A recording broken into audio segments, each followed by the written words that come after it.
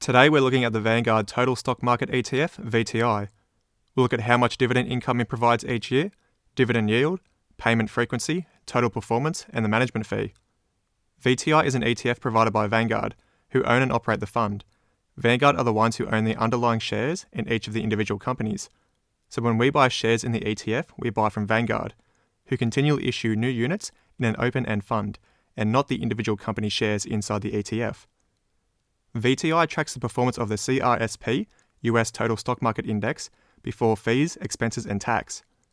The ETF provides low-cost exposure to the entire US stock market and is a widely recognized benchmark of global stock market performance that is dominated by the largest US companies in leading industries. This ETF suits buy and hold investors primarily seeking long-term capital growth with some dividend income.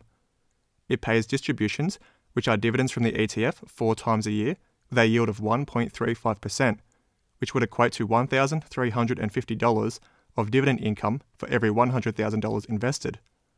It has a management expense ratio of 0.03% per year, so for every $100,000 invested, it will cost $30 per year in fees, and this is automatically subtracted from the ETF unit price, so you won't actually see any fees being taken out of your brokerage account. Since VTI tracks the US markets, it is concentrated towards technology companies.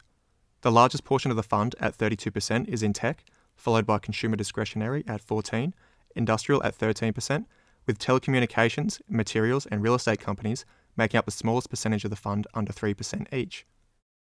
The benefit of investing in the US stock market includes its historical outperformance long-term over broader indexes and other countries, market breadth covering a wide range of American industries, and instant diversification, reducing the impacts of specific industries or companies. The bulk of the US stock market returns have come from capital gains, and with dividend reinvestment, this leads to the larger compounding growth over time. Since inception, VTI has had an average annualized return of 8.4%, which includes both capital growth and dividends.